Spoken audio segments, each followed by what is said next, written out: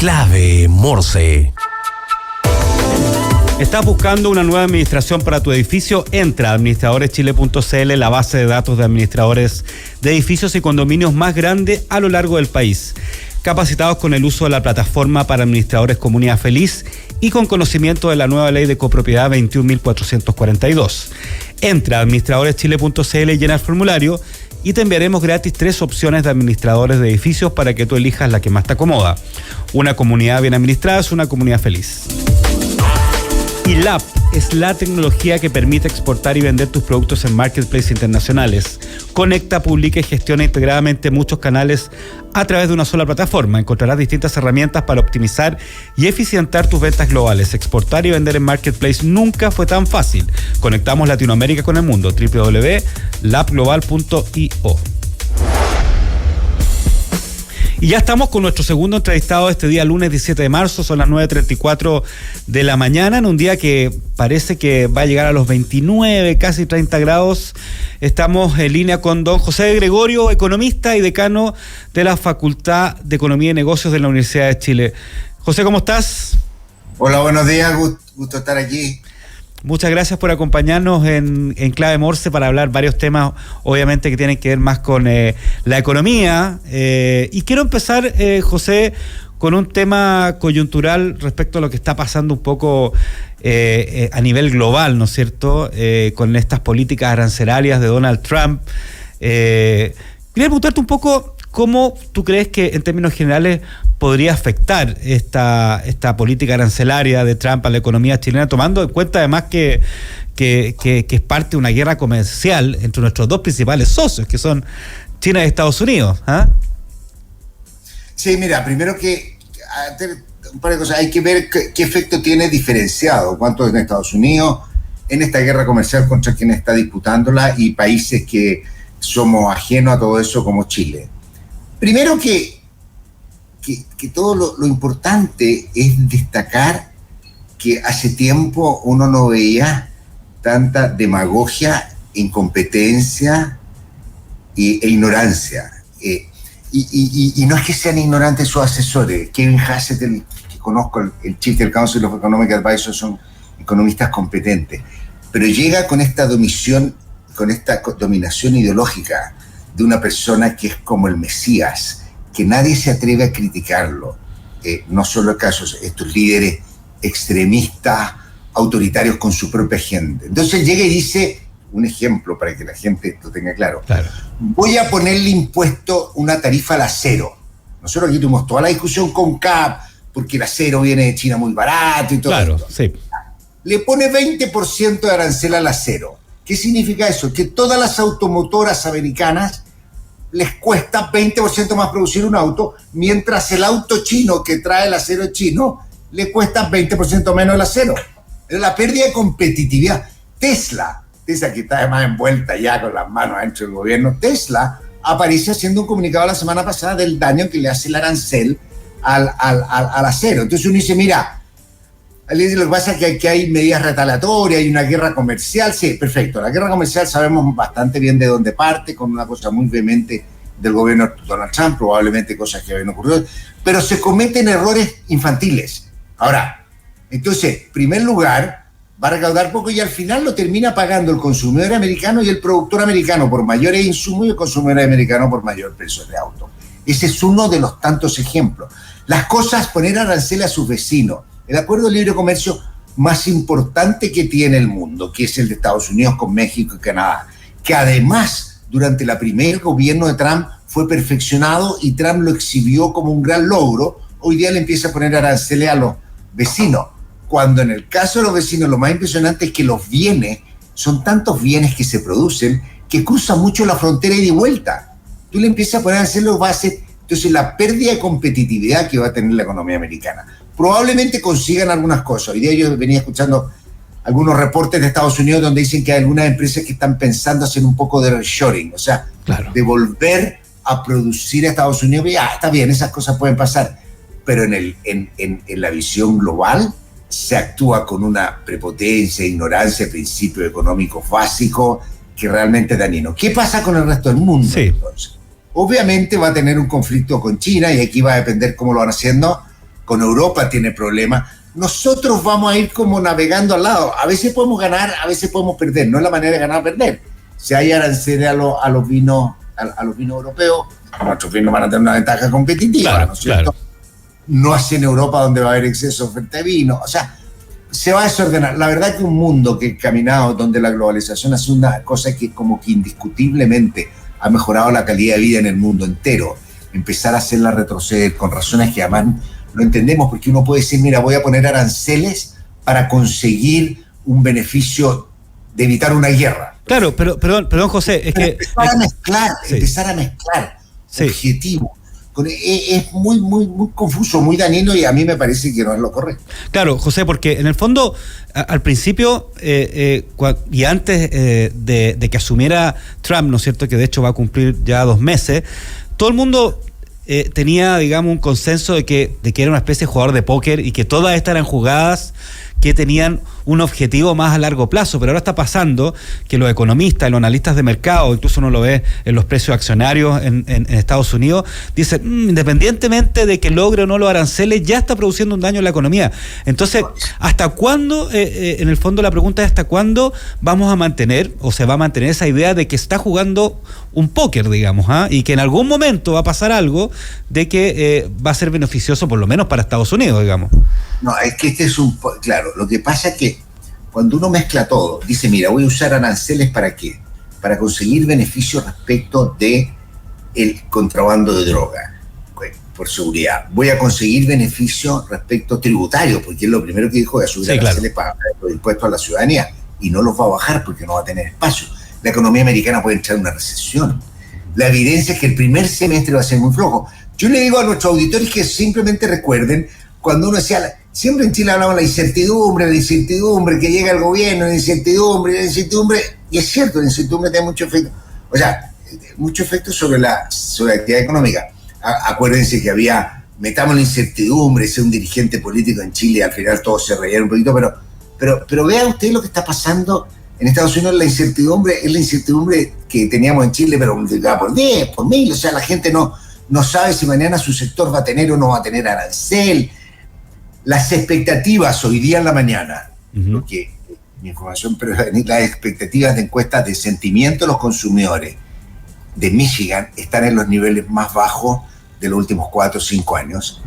Las expectativas inflacionarias por los impactos que pueden tener los aranceles están en sus niveles más altos desde los años 90. Entonces realmente la Fed va a tener muy poco espacio para seguir bajando la tasa.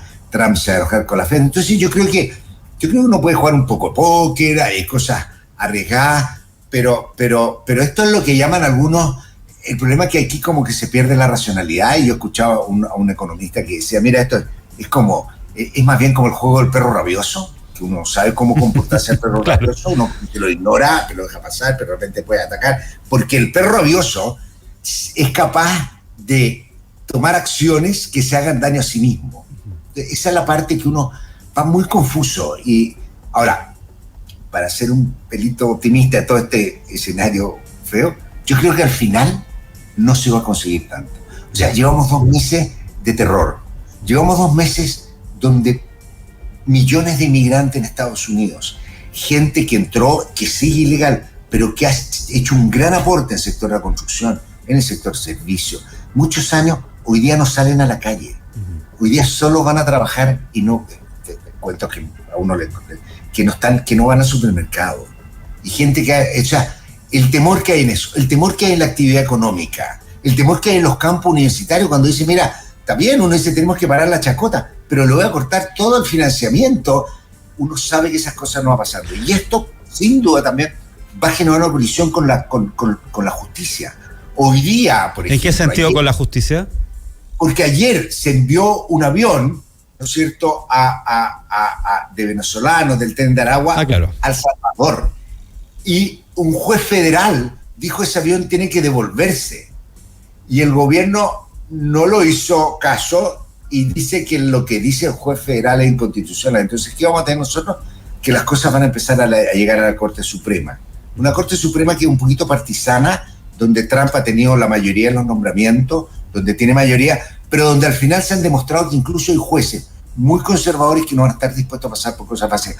Por lo tanto, vamos a tener un año de mucho enredo, con una economía que no va a estar creciendo. Entonces, Trump, ¿qué está diciendo hoy día? Trump está diciendo hoy día, no, es que este es un ajuste, porque en el primer gobierno lo único que se preocupaba era la bolsa, hoy día sí. La bolsa cae, todo cae. Entonces, yo creo que al final no va a lograr tanto, va a haber provocado mucho malestar, mucho daño, mucha inquietud en la población.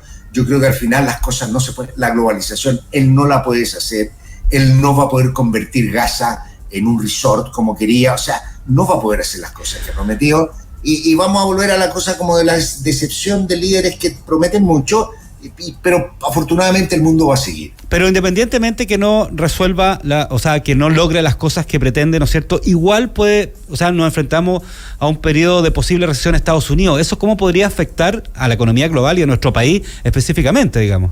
Es muy malo, o sea, una recesión es muy malo, pero lo que yo quiero sí insistir, y creo que es bien importante tener claro, o sea, una recesión en Estados Unidos es mala, pero los daños a la economía chilena son agotados, porque tenemos una economía muy sólida, que se le olvidó cómo crecer, que está enredada en la burocracia, pero que es muy sólida. Tuvimos COVID, o sea, COVID no una recesión, fue una cosa mundial, sí, claro, donde pasamos 3 meses encerrados, la economía chilena cayó 6, al otro año se recuperó 12, en el par de años promedio 2-3%, eso pasó en el mundo entero.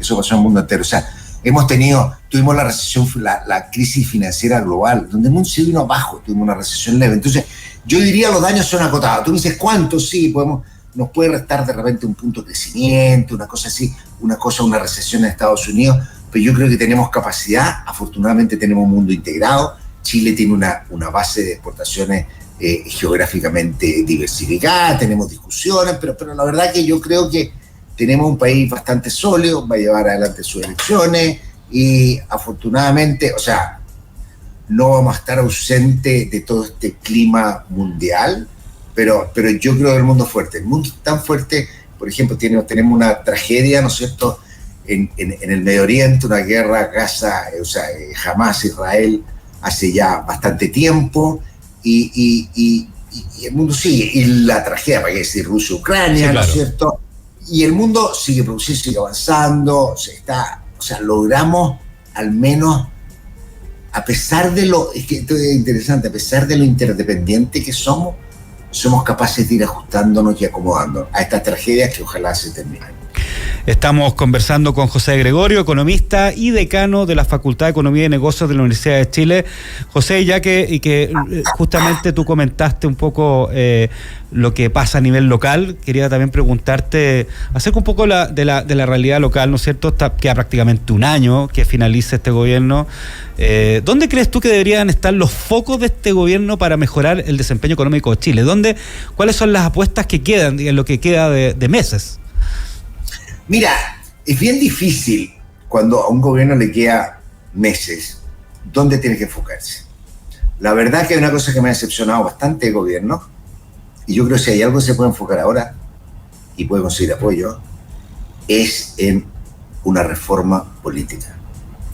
Aunque la gente, mira, ¿cómo así? Para ponerlo bien en simple, Chile tiene todo para progresar, una economía abierta, de mercado, se respeta la ley, tenemos un montón de problemas en todo, ¿no es cierto? Pero si tú la comparas mundialmente, una situación fiscal sólida, Chile no está quebrado, tiene una deuda alta pero creciente, que es un tema de gran desafío para las próximas autoridades del Ministerio de Hacienda, pero tenemos una base, ¿no es cierto?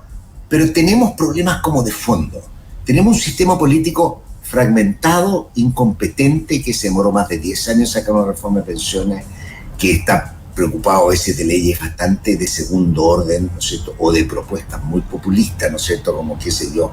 Como por ejemplo. Como no pagar la deuda de la autopista, con el CAE, o sea, son cosas que no se deberían discutir ya, pero tenemos todas esas cosas. Entonces hay dos fenómenos. Primero, en ese sistema fragmentado nosotros tenemos que tener un sistema político donde se generen grandes alianzas con grado de disciplina, donde se pueda llegar a acuerdo, pero no donde tú tengas que partir a llegar a acuerdo con 20 actores, cada uno chiquitito y a cada uno entregándole algo y al final te quedas frenado. Algo tiene que ver, y lo voy a decir así, replicar algo de lo que ocurría con el binominal sin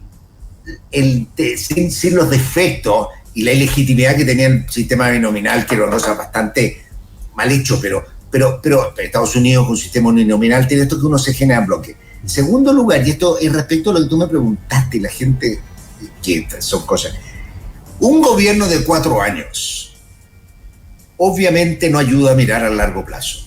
Es difícil. Un gobierno de 4 años, cuando al año 2 tiene un conflicto en una región por un problema medioambiental, por un problema de productividad, ¿sabes qué más dices? Ahí que chuteémoslo, nos quedan 2 años. Y después llega el otro y nos vamos chuteando. Los gobiernos deberían ser, a mí me gusta el sistema,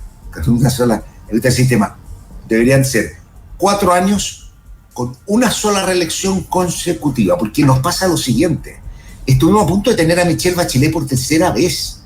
Más allá de la opinión que uno tenga de ella, el que no exista el liderazgo y que la gente la esté buscando a ella, habla muy mal de nuestro sistema político. Habla muy mal de jóvenes que vinieron a renovar la política, a cambiar a todo el mundo, hacerlo todo de nuevo, pedirle a la persona que ha estado probablemente más tiempo de esos 30 años que tanto insultaron, pedirle que venga. Habla muy mal de nuestro sistema político. Y parte de eso no tiene que ver con que la gente es mala, sino que con el sistema de incentivo de personas malas. Si nosotros tuviéramos un sistema de 8 años y si el presidente Piñera no hubiera muerto, ¿no es cierto?, nosotros podríamos tener una elección tercera de Piñera a Chile. O sea,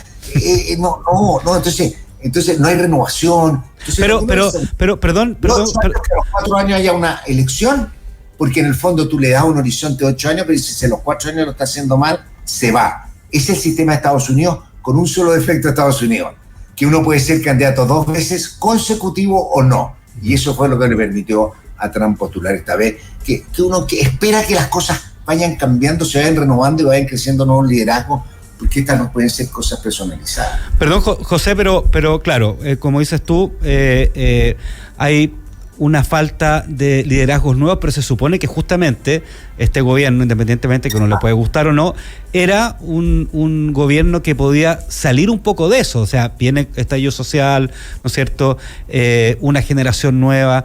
Entonces, ¿qué pasó? O sea, en el fondo como país nos perdimos esa oportunidad de esos nuevos liderazgos, o ¿qué pasó que volvemos a lo mismo de nuevo? Dos interpretaciones. Hubo menos talento del que se pensaba. Parte de eso tiene que ver con una juventud que lo reemplaza todo. Y toda nuestra vida es mirando a quienes están antes de nosotros para aprender, para corregir y con un grado de humildad aceptar e ir aprendiendo y aceptar lo que han hecho. En este caso nosotros lo sabemos todo y demostraron que no sabían muy poquito. Tienen gente que ha estudiado poco. Yo fui ministro a la edad de muchos de ellos, pero me había pasado ya muchos años cabeceándome haciendo investigación, enseñando, estudiando, trabajé en fundamental. O sea, uno traía su background y hay otra cosa que también es importante. Esta es una teoría sencilla de recursos humanos que tal vez mis colegas me reten. Pero ¿qué es lo que ocurre? En una empresa, tú contratas gente joven. Y esa gente joven va avanzando en su carrera. Y nombra un gerente entre 40 y 50 años, cuando ya lleva cierto tiempo. Tú no lo haces porque es viejo, porque aprendió. Tú lo haces porque durante ese proceso tú has ido detectando, la misma gente ha ido acomodándose a sus talentos. El que es mejor para los temas como poca relación humana, poca así, tal vez lo puedas poner a cargo de cosas que requieran menos interacción. Uh-huh. El que tiene buen talento para liderar, tal vez gerente. ¿Qué es lo que pasó aquí? Que llegaron todos creyéndose campeones, po. Entonces no hubo tiempo. Yo estoy seguro que aquí hay gente muy capaz que tiene mucho futuro, pero llegaron todos y se hicieron cargo de todo. Nosotros vimos la chambonada de las fundaciones. O sea, es patético. O sea, realmente, entonces, ¿por qué? Porque no hubo el tiempo ni la posibilidad de ir decantando un poquito los talentos. Y eso yo creo que le ha afectado. Entonces tuvieron gente que no, en el fondo, y esto sí que como de economía, es bien importante para el buen funcionamiento la buena asignación de los talentos. Los talentos tienen que ir asignados a donde mejor pueden producir. Cuando todos llegan, todos quieren ser diputados, para después ser senadores, después ser presidente, son pocos los que van a poder llegar a esa carrera. Y al final se nos desarma, se nos desordena. Yo creo que tuvimos una experiencia de la que tenemos que aprender, Este no es tiempo perdido. A mí no me gusta y disculpo mucho a esa gente. Mira cómo está el país, este país pasó un estallido social. Se venía abajo con una nueva constitución y hemos salido adelante. Tenemos muchas tareas pendientes, la ciudadanía nos va a exigir mucho en materia de seguridad, pero vamos avanzando y yo creo que nunca el tiempo se va perdiendo, vamos aprendiendo y yo creo que hemos aprendido y espero que aquí una generación entera haya aprendido un poquito lo que es el valor de la humildad y un poquito el valor de que no lo sabemos todo. O sea, siempre a uno lo van a tratar, eso que ni hablar todo chao, uno siempre se quiere, pero pensar, sacarse un poquito los prejuicios, pensar y tratar de aportar y reconocer que hay cosas que no entendemos. José, volviendo un poco al tema económico, aunque siempre lo político y lo económico están íntimamente ligados, ¿no es cierto? Claramente. Tú comentaste un poco el tema de la deuda, ¿no es cierto? Que obviamente ha ido incrementando, un tema, ¿no es cierto? El tema de la deuda. ¿No valdría la pena a lo mejor privatizar algunas empresas estatales o parte de ellas? ¿Tú crees que puede ser una solución para resolver este tema del bajo nivel de deuda? No. Así para decírtelo, no, espérate. Chile tiene una deuda que es relativamente baja en el mundo, pero que ha sido creciente y es de los países donde más crece, por lo tanto, todos estamos bastante preocupados. Eso no hay lugar a duda, y estamos preocupados ya. Ahora, la única manera, si tú eres un hogar, estás muy endeudado, la única manera de resolverlo es gastar menos o tener más ingresos. Pero vender la casa o vender la casa para pagar un pedazo de deuda, ¿no es cierto? No te puede mejorar los índices financieros, claro, pero no te va a cambiar tu patrimonio. Lo que cambia tu patrimonio es que o gastas menos o tienes más ingresos. Eso no hay lugar a duda. Ahora, aprovechando tu pregunta, yo creo que aquí hay un problema de nuevo, de dejación y de negligencia y de falta a veces como de visión de largo plazo, que nos impide. Nosotros tenemos una empresa estatal muy buena que se llama Codelco, pero que tiene muchos problemas de expansión, tiene muchos problemas de financiamiento. Tú siempre vas a escuchar que a Codelco el fisco le saca toda la plata, pero es obvio, entre darla para la PGU o para un desarrollo de 20 años, 10 años, el gobierno, como estábamos hablando, con una visión de más corto plazo, y porque tenemos urgencias sociales, sacamos la PGU.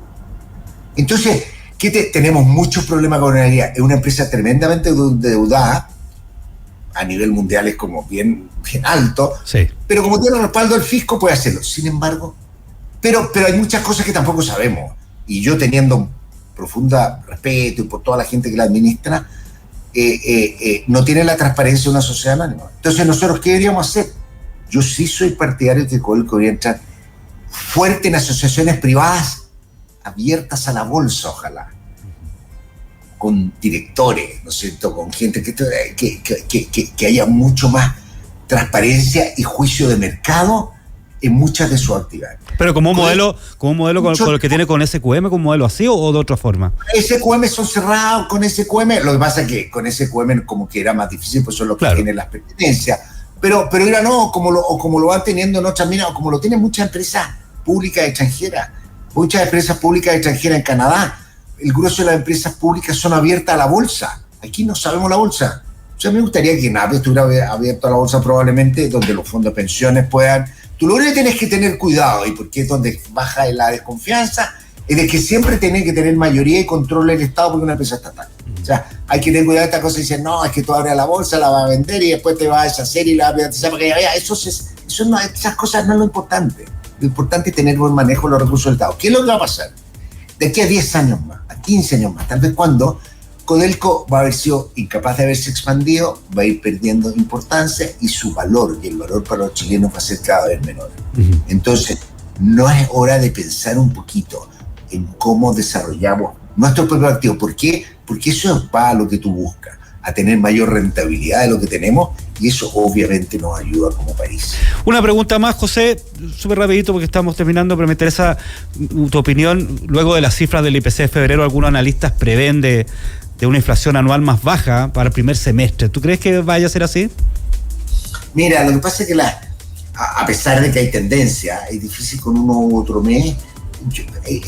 La inflación en Chile en algún momento pensamos que había vuelto a la meta del 3% bastante bien. En los últimos meses, en los últimos 6 meses ha estado mucho más difícil. Este es un fenómeno medio global, que la inflación cayó en todo el mundo, pero no ha llegado a las metas. Y eso genera un problema. Yo creo que todavía el Banco Central debería seguir actuando con bastante cautela. Ha sido muy exitoso la reducción de la inflación, tal vez en algún momento se demoró más, se demoró un poco menos, pero ahí podemos tener distintos criterios, pero yo creo que vamos bien. Yo creo que la inflación efectivamente, las perspectivas, si tú me dices con los últimos datos, es que este año podemos tener algo menos de inflación de lo que se preveía hace unos meses atrás y un poco más de crecimiento. No son cosas para escorchar una champaña, claro. Para la ciudadanía, tampoco son cosas para decir, mi gobierno es mejor que el tuyo. A mí me carga, me carga cuando dice, ¿qué gobierno creció más? Si de repente un gobierno tiene COVID, obviamente no puedes comparar. Es la comparación más... Nunca yo la he hecho, nunca la hice ni siquiera cuando fui niño, ni en algún momento que pueda haber estado politizado, pero no, me parece. Pero ojalá nos vaya bien, ojalá este gobierno tenga una economía con buenas perspectivas, una situación fiscal un poquito más amarrada, digamos, para que el próximo gobierno tenga éxito, independiente de quién gane. José Gregorio, economista, exministro, además decano de la Facultad de Economía y Negocios de la Universidad de Chile, 1.000.000 de gracias por acompañarnos en Clave Morse, y que sea una muy, muy buena semana. Mucho gusto haber conversado con ustedes. Un abrazo, gracias. Chao. Y les cuento que ya viene Emprender es Clave con María José García y quien habla. Los invito a revivir todos los episodios de Clave Morse en Spotify, cada entrevista en nuestro canal de YouTube y escucharnos de lunes a viernes de 9 a 10 de la mañana a través de la 92.9 FM y en nuestro sitio web radiolaclave.cl. Un abrazo. Chau.